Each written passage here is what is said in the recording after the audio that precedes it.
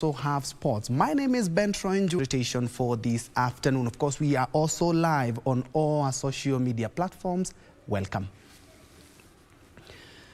We begin in Kogelo, where hundreds, a number have gathered, of course, because of the COVID-19 protocols, to bid farewell to the late Mama Sarah Obama, the grandmother of former U.S. President Barack Obama. And our reporter Wycliffe Okech is on standby to bring us the latest from there. If you can hear me, kindly update us, Wycliffe. Indeed, I can hear you, Njue. I am coming to you live from Kogelo in Siaya County, where the late Mama Sarah Obama has been laid to rest. Just behind me here, you can see the grave. She was buried a few minutes past noon, and in accordance with the rites of the Muslim faith.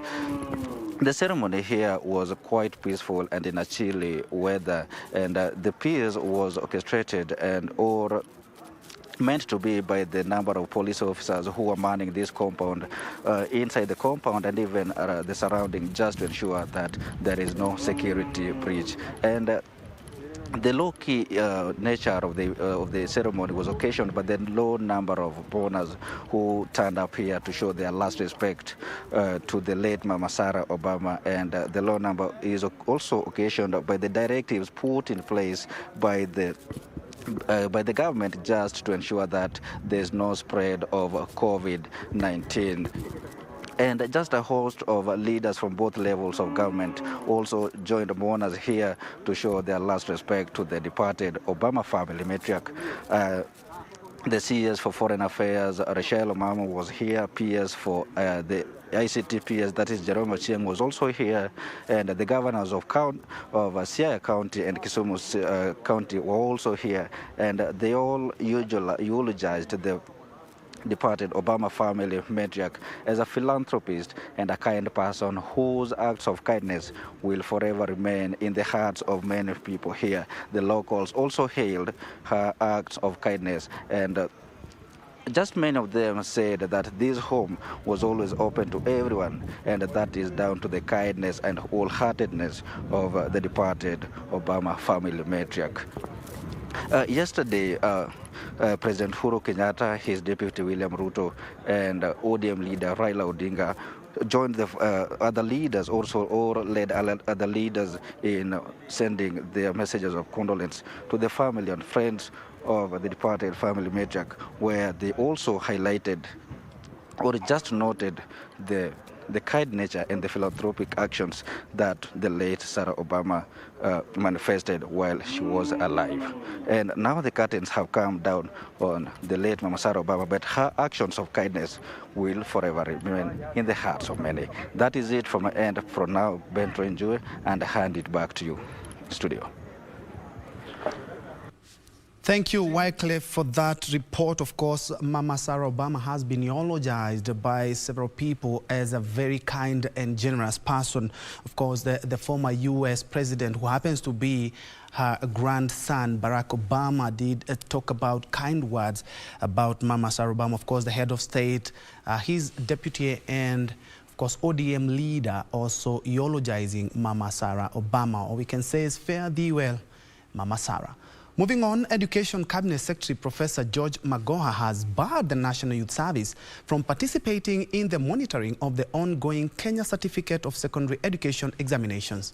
Professor Magoha, who officiated the opening of the examination container in Machakos County, said each examination center must be secured by at least 2 armed police officers. He urged invigilators to actively monitor the exercise, saying no one should gain access to the examination halls except for those authorized to oversee the examinations.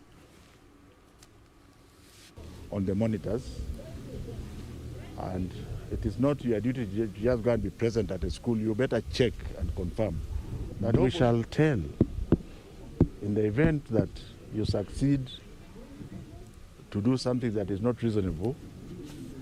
Our gallant teachers who mark these papers will find out. I would want to challenge and charge all the monitors that they are not flower girls. They are supposed to be actively monitoring, assuming that everybody is not trusted.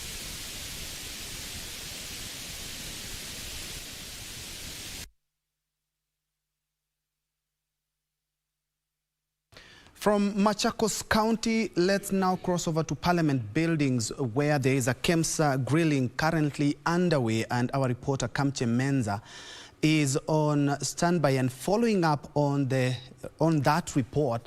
But first of all, let's listen in. How much do you know that you're actually committing them to? These people sought financial confirmation from financial institutions.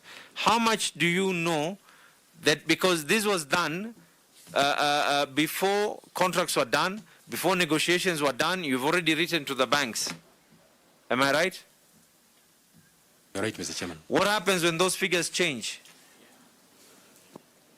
The letters we wrote were not a bank guarantee.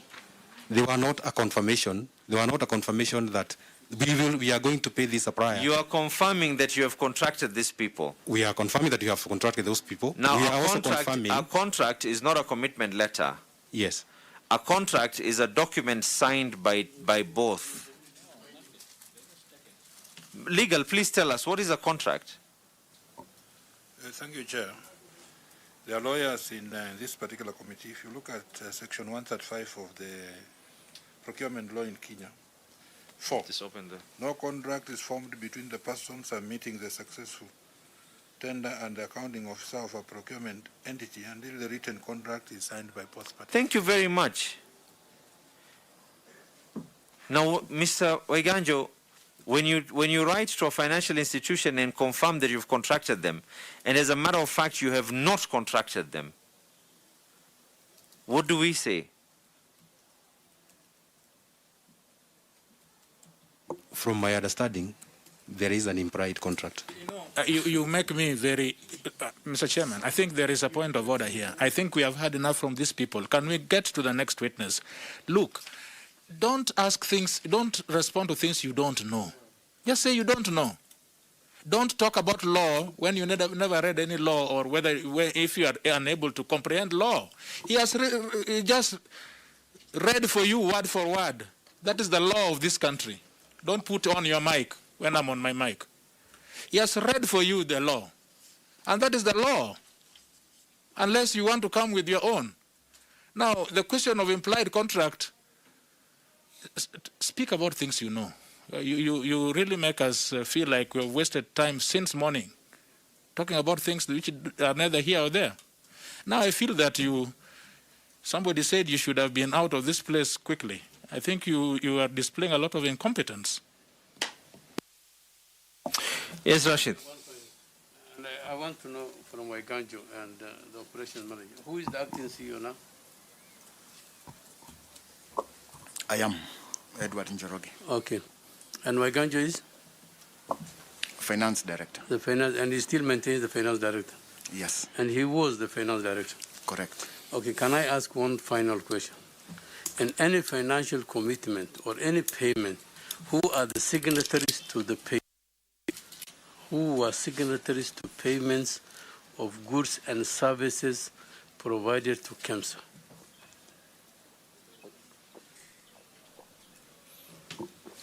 The signatories to the payment? Yes. It was the CEO and one other category B signatory, of which it could be me or one other signatory. Who is the other? That time the other was the commercial director. Who is Eliud Muridi? Yes. This man. Rashid, your mask, please. What my honorable Kajwang is saying, indeed, it's a true waste of time. And indeed, that's just a sneak peek of tough questions being asked by the Parliamentary Public Investments Committee in regard they're trying to get answers in regards to KEMSA procurement procedure, of course, which has been flouted, and of course, even the head of state asking for answers on the same. But the PIC talking about there's a lot of inconsistencies in terms of how the finances were moving from one procurement deal to another, saying that some were faster, some were slower. Well, an interesting twist, but our reporter Kamche Menza will come with all the report in our subsequent bulletin. But changing gear, Kakamega County government is partnering with Empath Plus, a USAID-funded HIV service delivery project, to ensure better HIV testing and treatment for patients in the county.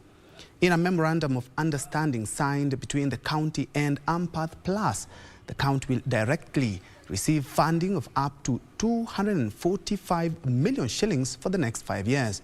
Kakamega Governor Wycliffe Oparanya welcomed the move, saying it will bring services closer to communities and aid treatment of people living with the HIV virus in the county. Move to the next step, where we will also support activities. And then all other partners, the malaria partners, the maternal child partners, and even eventually into agriculture, all that money will eventually be given to your government directly, Your Excellency. As you are aware, we have been having a challenge in funds flow to the counties. As I stand here, the last disbursement we had is for the month of December. So from January, February, and now March is ending. For 3 months, we have not received any funding. So such a funding will fill the gap that is there.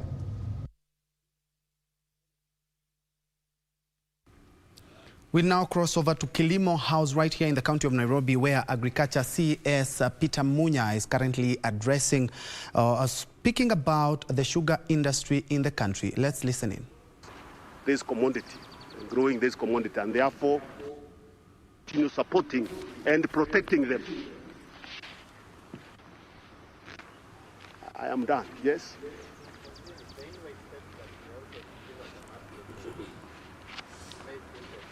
No, for the maize, I really just want to maintain that nothing has changed in terms of the position we gave you last time. The directorate dealing with maize and other food imports within HAFA has maintained that certain requirements must be met by whoever is importing maize into the country. And you want me to reiterate those requirements, I could do so for your, just to refresh your mind on the requirements that have not changed. I don't know where this document disappeared.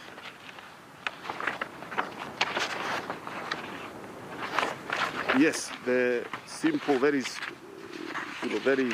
specific requirements that are within the law. It's not like there is any new regulation in the importation of maize.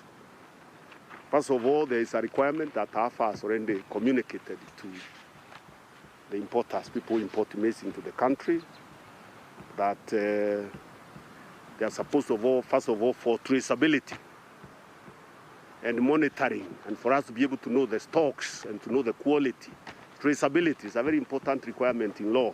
All those transporters of maize, importers of maize are supposed to be required. They are required to be registered. So they are supposed to register themselves, porters, processors, and transporters are supposed to be registered by AFA under Section 16 of the Crops Act 2013.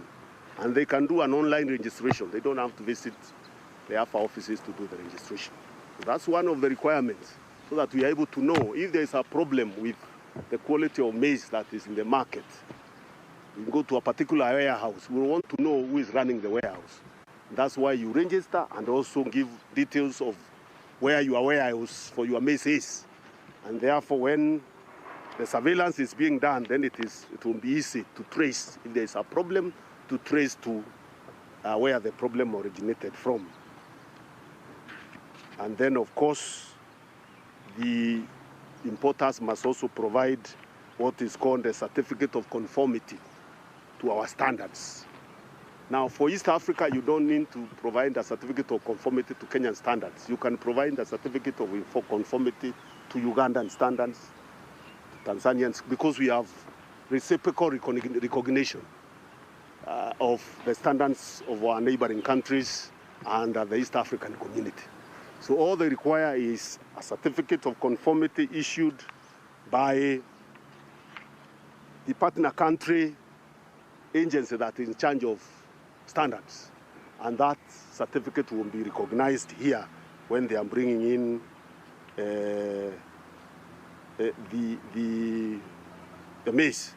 And then, of course, the land requirement, as I've already explained, is the need also to give us where, once you are transporting the maize from the border to wherever.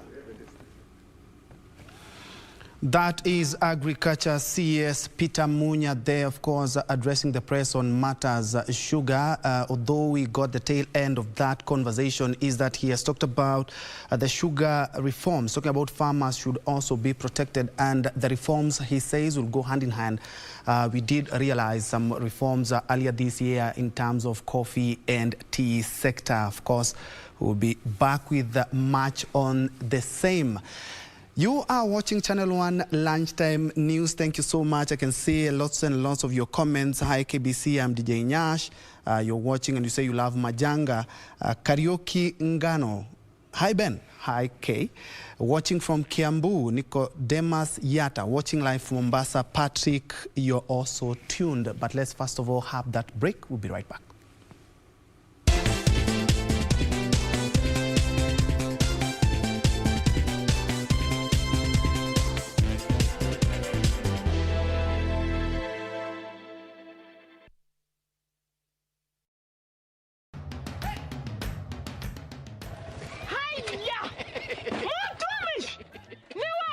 Ni mimi. Ulitoa pikipiki? Mlitani sitaomoka. Ni yako. Hii nduthi ni yangu. Niliwahi pale Quickbit. Quickbit?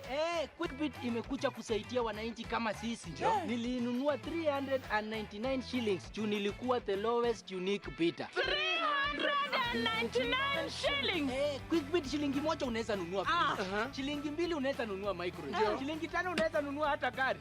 So tupeleke huko hata mtu aende huko. Jiunga na Quickbit ni rahisi. Enda kwenye M-Pesa, bonyeza paybill kisha weka business number 4032353. Kwenye account weka kodi ya bidhaa unayotaka na bidi yako ya chini zaidi. Kwa mfano TV 16. Kisha weka shilingi 20 tu kama idadi yako. Weka bidi yako pia kwenye www.quickbit.co.ke. Kumbuka, bidi ya chini zaidi ya kipekee ndio ununua. Quickbit, bidhaa bora kwa bei ya chini.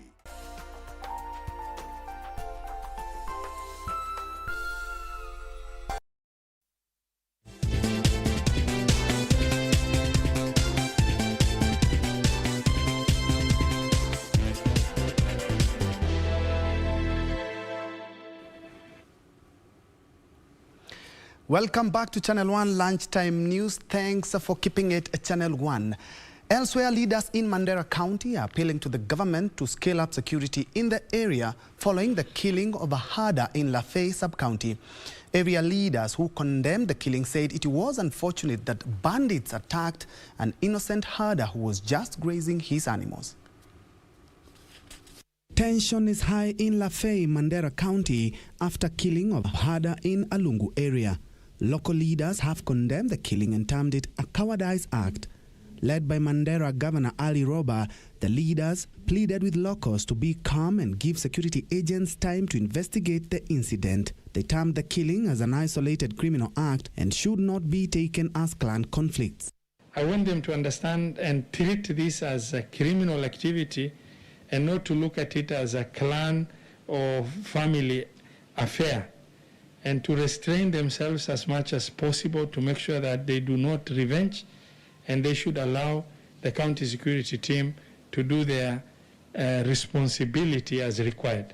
They called on law enforcers to act with speed to prevent any act of revenge. Na huyo mtu angepatikana, serikali iko na intelligence yake, na wale watu wana insight wananchi, kama wangeshikwa kabla kitendo hajatokea, tungekuwa na usalama mzuri.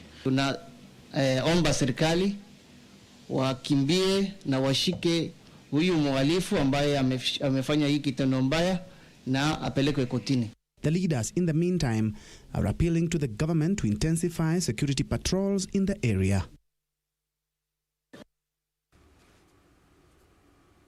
Elsewhere, farmers of Ndabibi area in Naivasha have been resettled under the ongoing government titling program after over 40 years of waiting.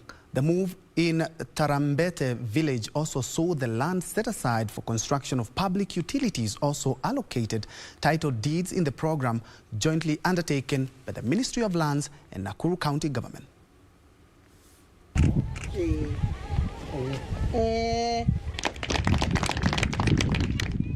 Residents of Tambete village in Ndabibi, located 40 kilometers from Naivasha town, have for years clashed over ownership of the land. During that period, tens of people have been injured and property worth thousands of shillings destroyed. According to the chairman Tarambete Ndabibi farm, Joseph Muru, they have undergone untold suffering and intimidation as they sought title deeds to validate ownership. Na wenyeji wale walikuwa hapa na madamu getuko jeni getuko tulikaa gangale baka tukasema hiyo ni mali yetu. Buru says they are upbeat as they can now begin constructing a school, church and a water tank. Jen Gituku, a surveyor involved in the process, admitted that land disputes in the area had adversely affected development projects. Kupata title deed katika area ya Maela Ward kutoka Ngambani mpaka Center 1. Hii ni area ambayo imekuwa na shida nyingi sana kwa sababu ya mashida ya mashamba. Wakati kumeletwa clinic ya mashamba Naivasha, sisi ndio tulikuwa wale wengi huko. Kwa sababu hakuna shamba yoyote ambayo huwa inapitia ile njia taratibu na tunapata title deed. One of the beneficiaries, Geoffrey Mwangi, is optimistic that the area will now develop and lock out potential land grabbers who are targeting the public land. Tumesikia mzuri sana kwa serikali imetuwezesha tufanye hii mambo kwa sababu ndio walituwezesha wakati tulienda kuomba hii maombi ya kugawa walikubali na tukasikia mzuri. Wanjiro Chege, Channel 1 News. And still on farming, potato farmers in Kiambu County are urging the national government to deal with middlemen who package their product using extended bags of 130 to 260 kilograms, leading to prices differences of up to 1,000%. Speaking in Lari constituency, Kiambu County, one of the areas where potato farming thrives, the farmer said they are ready to embrace the new packaging regulations from the Agricultural Food Authority Secretary of 50 kgs per sack. Kijabe, member of the County Assembly, Stephen Nyutu, said the county government of Kiambu has committed to sensitize farmers and traders in the region.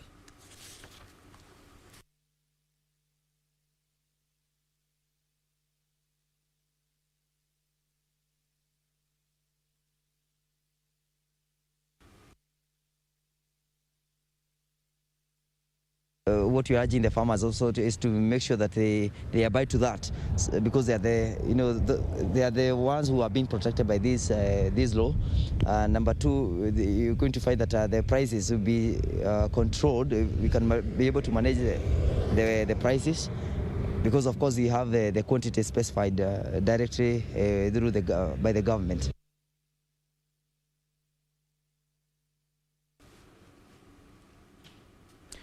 Moving on, Bungoma Senator Moses Wetangula is calling on the government to launch mass testing and vaccination programs to eradicate the COVID-19 virus in the 5 counties placed under lockdown. Speaking in the Senate, Wetangula said curfews and cessation of all movement in and out of the 5 counties will do little to reverse coronavirus infections, and the government should instead come up with more viable measures to help Kenyans fight the deadly virus. Barely a week after Nairobi, Kajiado, Machakos, Kiambu and Nakuru counties were declared disease-infested, Bungoma Senator Moses Wetangula has come out to criticize the move, saying COVID-19 cannot be eradicated by use of lockdowns and curfews only. It means we have zoned off an area and then created a situation for rapid spread. Because if these are the areas that are most affected, and we are not granting people to stay where they are, I will move from where I live in Karen to Maoras, Ruiru, and spread the virus if I have it, and vice versa. And this is not helpful, Mr. Speaker. Speaking in the Senate, the Ford Kenya party leader said with the country recording highest positivity rate of 26.6%, the government should make COVID-19 testing and vaccination priority in the 5 counties placed under lockdown. What else are we doing apart from closing down? One would have expected then the government to carry out massive compulsory testing and vaccinations of residents of these counties as a positive measure in controlling the spread of this virus. And as many Kenyans continue to endure job losses, business closures and disrupted livelihoods due to effects of measures put in place to fight the COVID-19 pandemic, Wetangula said the government should move with speed and help vulnerable Kenyans across the 5 counties afford basic necessities. No landlord will listen to any tenant that because of the close down you will not pay your rent. They will evict them. There are even crude landlords who will go and remove doors from dwelling houses and put on padlocks that nobody can open. We must have measures, and I want to urge the president, just as his measures may be well-founded and in good faith, but a lot more must be done. This coming as both the National Assembly and the Senate are expected to suspend ordinary sittings until 11th May 2021 as one of the mitigating measures to minimize the spread of the coronavirus. Ben Chumba, reporting for Channel 1 News. And still on matters COVID, leaders from Bomet County are appealing to the government to roll out COVID-19 vaccination exercise to health centers. Led by former Governor Isaac Ruto, the leaders called for increased public sensitization on the vaccination to increase its uptake. They were speaking after receiving the first dose of the vaccination. Speaking in Bomet Town Health Center when they received their first dose of the vaccination, leaders from Bomet County, led by former Governor Isaac Ruto and Chairman Kipsigis Council of Elders, Nyot, Joseph Bartai, called on the government to allow health centers to administer the jab. They said the lack of targeted public awareness on the vaccination had led some politicians into politicizing the issue. I'm urging Kenyans not to bring politics into medical science, not to bring politics into a serious effort that touches on the lives of others. Those who think they should not be vaccinated, we are urging them to understand that it is essential. They called on the public to ignore the propaganda and misinformation about the vaccine. In Thika Level 5 Hospital, the management was forced to reschedule immunization exercise after they were overwhelmed by the huge queues. The elders say they initially feared the exercise, but after intense awareness and knowledge, they opted to go for the vaccines. Nataka kuambia watu wote wajitokeshe wakuje wadugwe hii shindano juu hatujui kesho kitakuwaje. Sisi wasee ndio tunawezwa na hiyo kitu juu tuko na raw immunity. Sasa kuhimiza wenzangu kutoka Mangu na Gatundu yote ya kwamba hii chanjo haina ubaya wote katika mwili wa binadamu. Hata nyinyi mko huko manyumbani, mteremke mpaka Thika, mdungwe, muhizi na msikie kama mimi.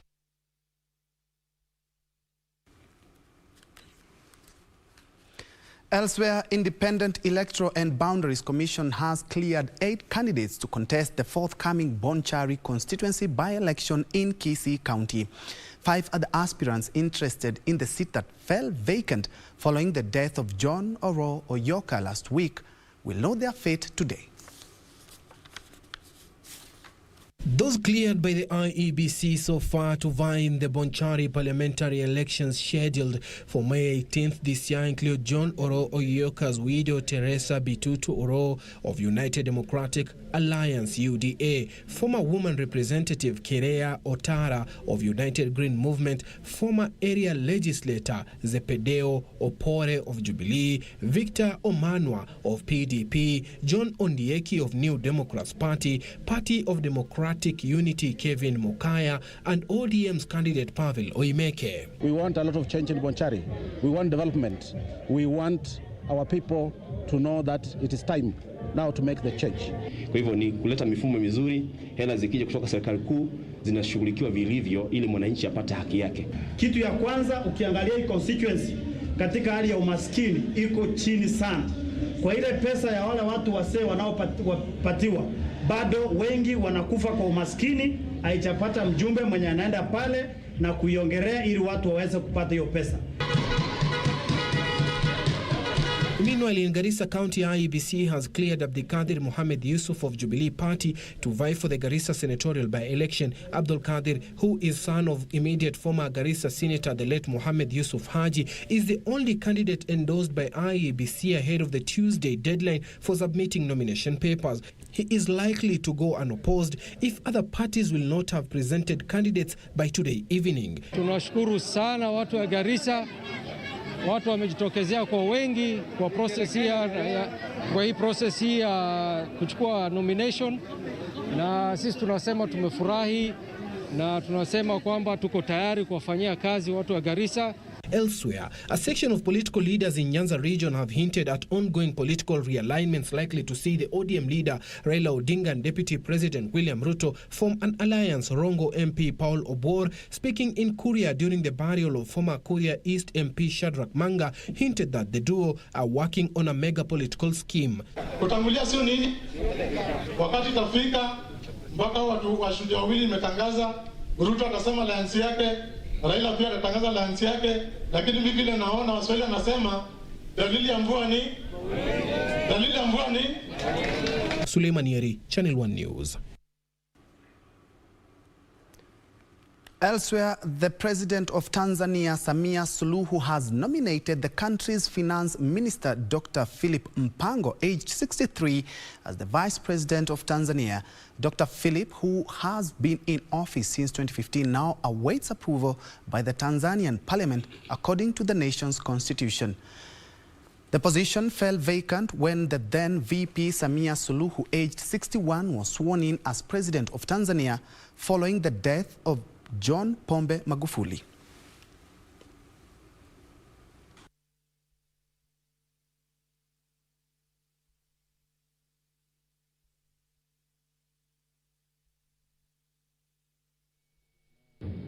Mheshimiwa Rais kwa mamlaka aliyopewa na katiba chini ya ibara 37(5) amempendekeza afuataye kuwa makamu wa rais wa Jamhuri ya Muungano wa Tanzania. Na aliyependekezwa, nitasoma karatasi hii kama ilivyo.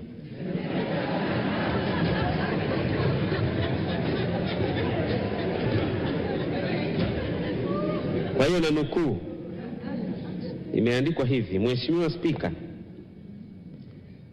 nawasilisha bungeni jina la mheshimiwa, narudia tena. Mheshimiwa Rais anasema, Mheshimiwa Spika, nawasilisha bungeni jina la Mheshimiwa Philip Isidori Mpango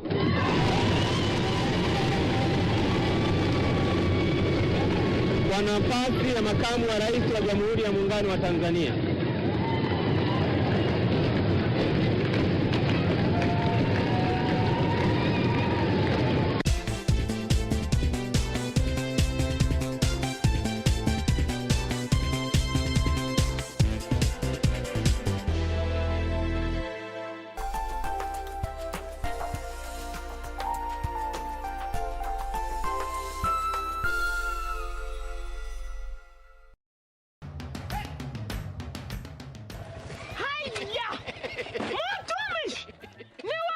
Ni mimi. Ulitoa pikipiki? Mlitani sitaomoka. Ni yako. Hii nduti ni yangu. Niliwahi pale Quickbit. Quickbit?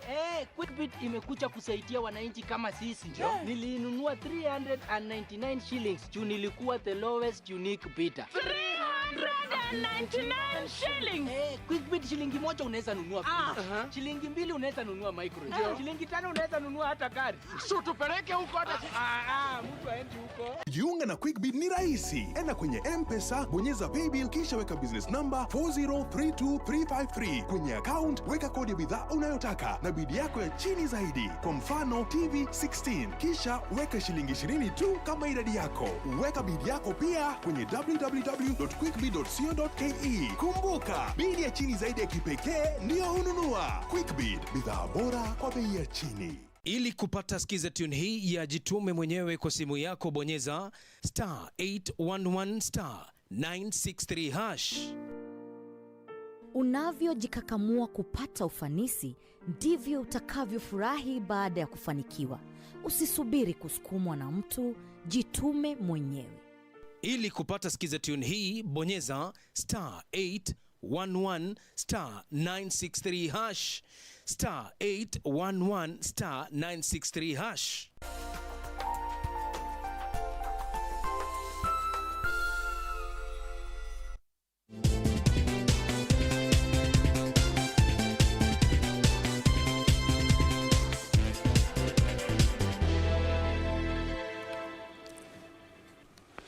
Welcome back. Elsewhere, more than 20 world leaders are calling for a new global settlement to help the world prepare for future pandemics. They further say a new treaty would help to establish better systems for alerting people about potential pandemics while also improving the sharing of data and distribution of vaccines and personal protective equipment. More than 20 world leaders, including UK Prime Minister Boris Johnson, German Chancellor Angela Merkel, and French President Emmanuel Macron, say COVID-19 has posed the biggest challenge since World War II. The leaders say countries must now be better prepared to predict, prevent, detect, assess, and effectively respond to pandemics in a higher coordinated fashion. Elsewhere, a witness has told of the last harrowing minutes of George Floyd's life on the opening day of the trial of Derek Chauvin, the white American policeman accused of killing him. Donald Williams III, a witness for the prosecution, said Floyd was slowly fading away during the 9 minutes Chauvin kneeled on his back and neck. Chauvin's lawyer argued his use of force was unattractive but necessary. The May 2020 incident in which Chauvin was captured on video kneeling on the neck of Floyd, a black man in the city of Minneapolis, sparked protests in the USA and across the world against police brutality and racism. Chauvin, who was dismissed from the police, denies murder and manslaughter charges which carry sentences of up to 40 years in prison. 3 other police officers, Tu Thao, J. Alexander Keong, and Thomas Lane, will go on trial later in the year. Finally, China has passed sweeping changes to Hong Kong's electoral rules, which will tighten its control over the city. The number of directly elected seats in parliament has been cut almost by half, and prospective MPs will first be vetted by a pro-Beijing committee to ensure their loyalty to the mainland. The aim is to ensure only patriotic figures can run for positions of power. Critics warn it will mean the end of democracy as it removes all opposition from the city parliament.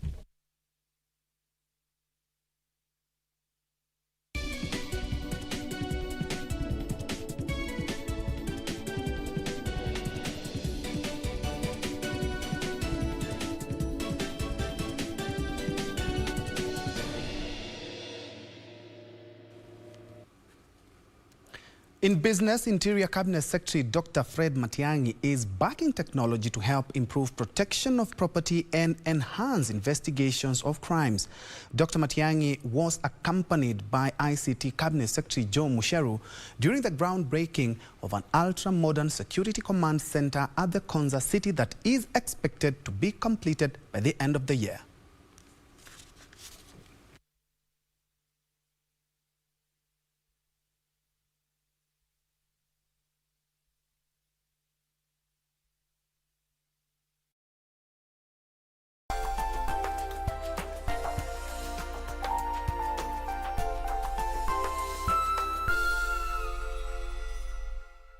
Next on. Out in the street, they call it murder.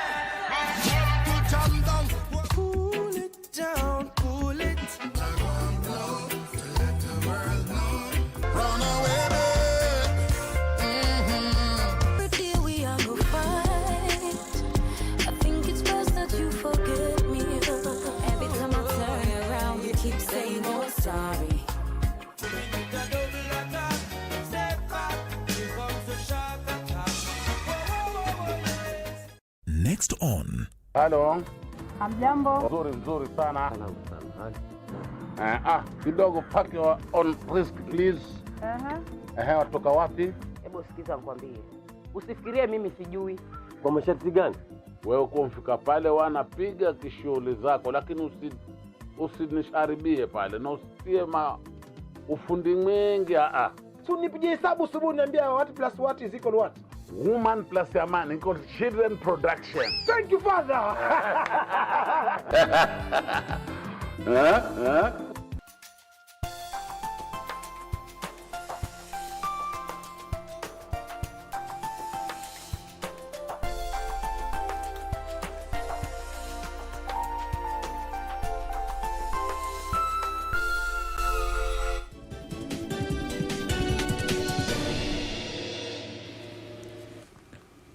Apologies for that technical hitch, but we do retake our earlier story where Interior Cabinet Secretary Dr. Fred Matiang'i is backing technology to help improve protection of property and enhance investigation of crimes.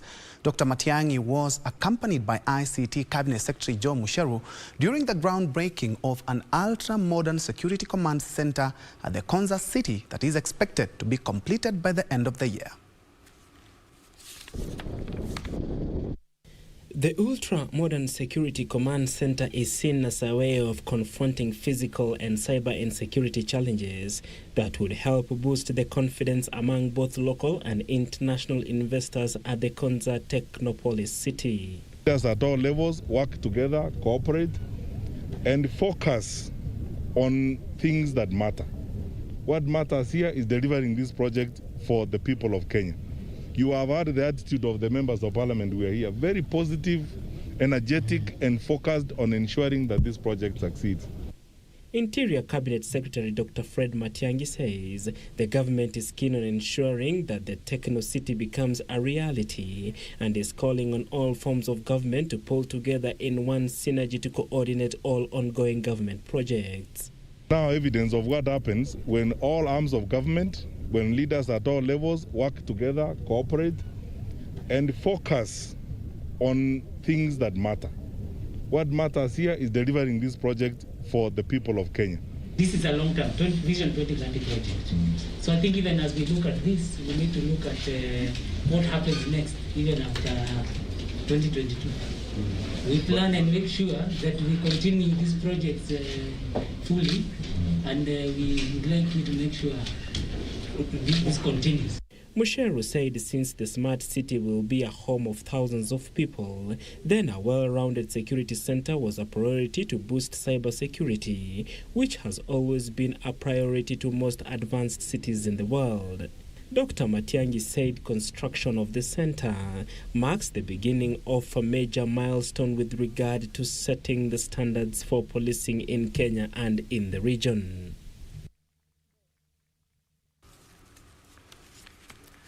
And Central Bank of Kenya Governor Dr. Patrick Njoroge says there are no plans, as was the case last year, to restructure loans following the recently announced movement restrictions to contain the spread of COVID-19.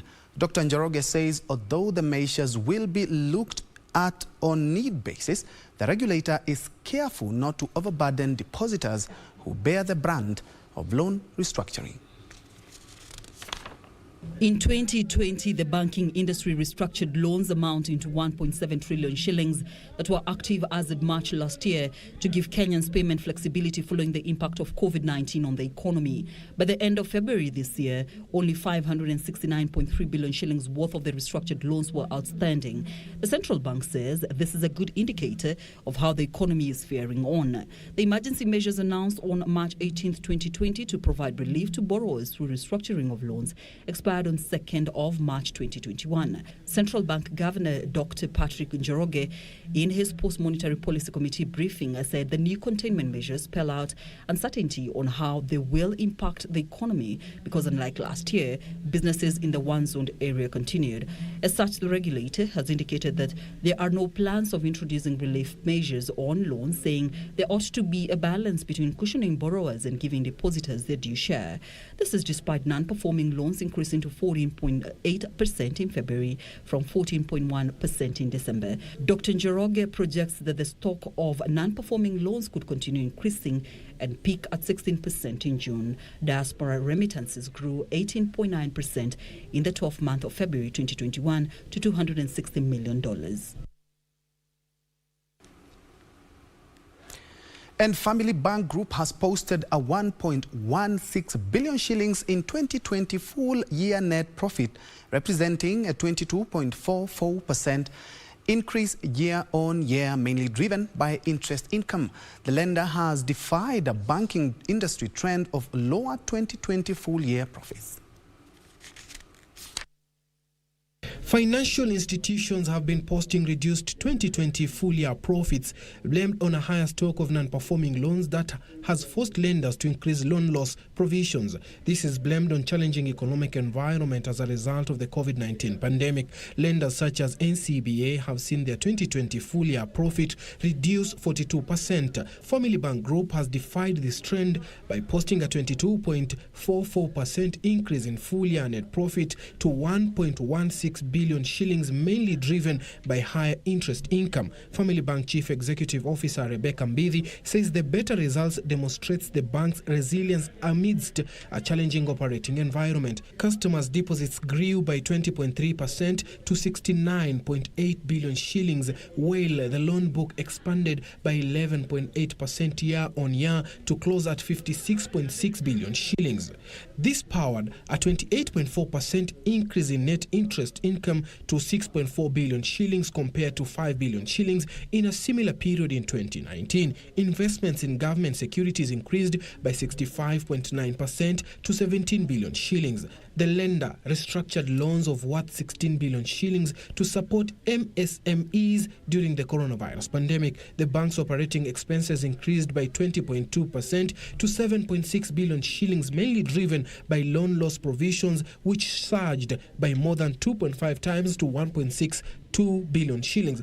Despite this, the group recorded an 11.4% reduction in net non-performing loans to 3.9 billion shillings. Total non-funded income dropped by 4% to 2.7 billion shillings, partially owing to the waiver on mobile transaction fees to cushion customers against the adverse effects of the coronavirus pandemic.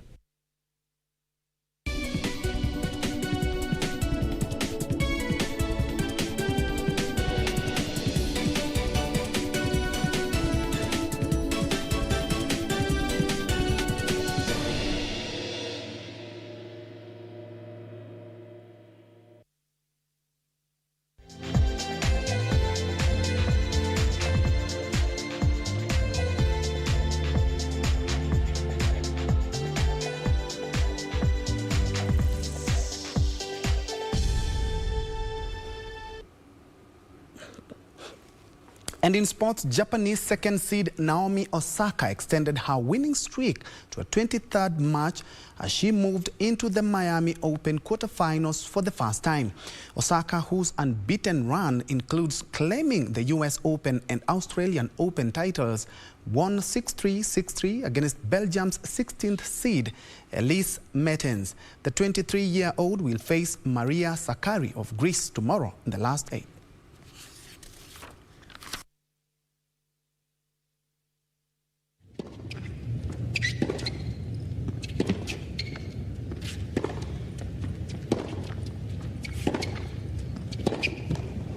It is a first quarterfinal in Miami for Naomi Osaka. And another number, 23. Her winning streak now extends to number 23. Nice exchange between the players up at the net. Osaka is the one that does go through. In soccer, Belgium will be looking to return to winning ways in Group E when they face Belarus tonight in the 2022 World Cup qualifying match. Roberto Martinez's side, who sits second in the group, played out a 1-1 draw with the Czech Republic on Saturday, while Belarus will enter the match buoyed by a 4-2 home victory over Estonia. Meanwhile, the Netherlands will be looking forward to register a second win to boost their chances of qualifying for the World Cup. Saw a 5-game winning run in all competitions come to an end on Saturday as they were held to a 1-1 draw away to Czech Republic. The hosts took an early lead in the early stages of the second half through Lucas Provod, but Romelu Lukaku leveled the scores on the hour. The Red Devils will be the strong favourites to return to winning ways tonight in the first ever game against Belarus. They will face Croatia on the 6th of June in a friendly match before opening their Euro 2020 campaign against Russia on 12th of June. Meanwhile, Netherlands will now look to improve their goal difference when they face Gibraltar on Tuesday for a game which should see them rack up a high scoreline. Gibraltar have lost both their qualifiers so far, with a 3-0 defeat to Norway followed by a 4-1 loss to Montenegro. The clash with Gibraltar is the last scheduled game for the Netherlands before this summer's European Championship. That's all the time we had for Channel 1 Lunchtime News. Thank you for your valued company. Remember, for all these news articles plus much more, kindly log into www.kbc.co.ke,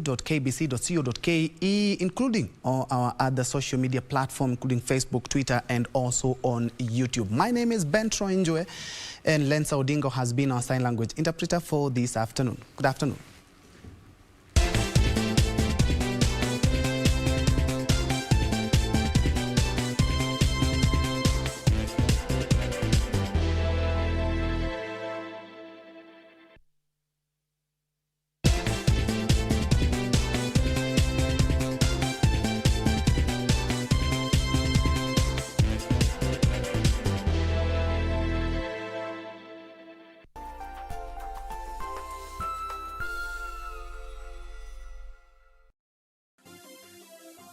Vera Beauty College. Vera Beauty and Fashion College, with branches in Nairobi, Eldoret, Thika, and Meru. Did you know that we are a TVET approved institution? We offer courses in fashion design, interior design in soft furnishing, event decoration, flower arrangement, event planning, hairdressing, barbering and dreadlocks, beauty therapy, makeup, nail technology, spa massages, teaching skills, TOT, solo business management, and many more. Register now and visit our website on www.verabeautycollege.com.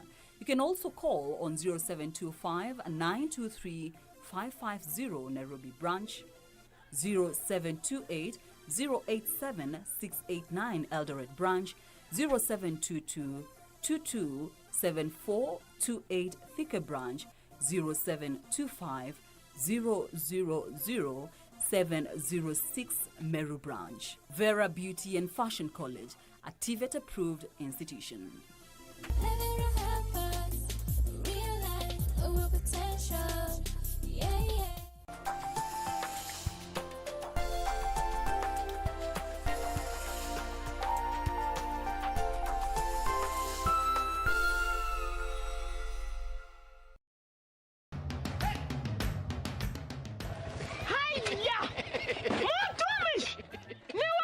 Ni mimi. Ulitoa pikipiki? Mlitani sitaomoka. Ni yako. Hii nduti ni yangu. Niliwahi pale Quickbit. Quickbit?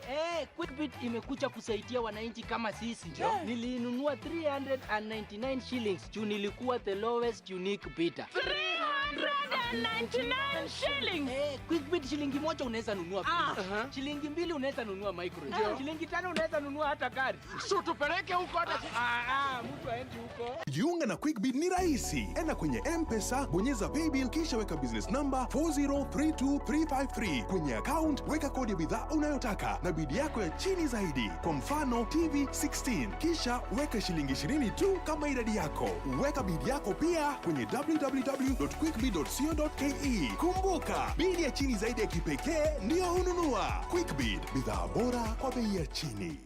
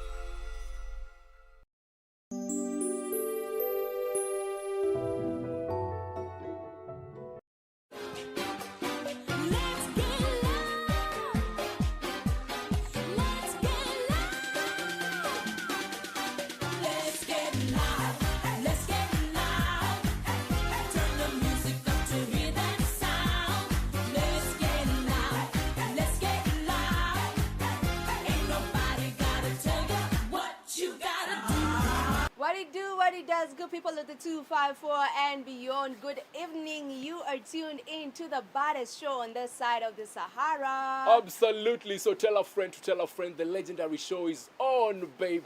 Yo, we're back again, you know, back to reality. Back. When you say back to reality, Aki, najikumbuka sisi. Watu wa sherehe. Tumeumia. Curfew imekuja 8 p.m. You know, but it's all for a good cause because things are not looking good. Things are so bad. So tuvumilieni tu. Let's contain this. Let's follow all the precautions. Alafu sasa ndo itakuwa easier for the country to be opened earlier. Absolutely. But COVID-19, you know, third wave is not a joke, Miss Pia. So guys need to take precautions, you know. Social distance kama kawaida, you can see us right here, you know.